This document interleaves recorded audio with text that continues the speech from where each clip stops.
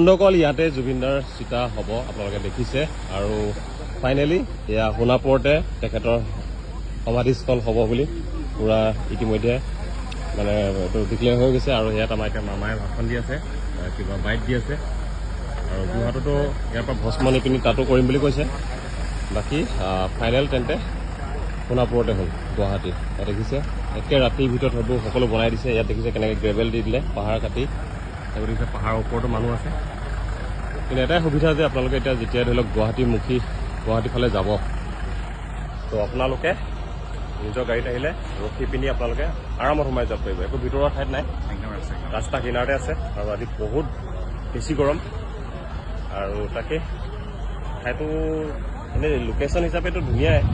পাহাৰ চাহাৰ আছে যদি ধুনীয়াকৈ বনাই দিয়ে ভাল লাগিব জাষ্ট দেখুৱাই দিছোঁ চাওক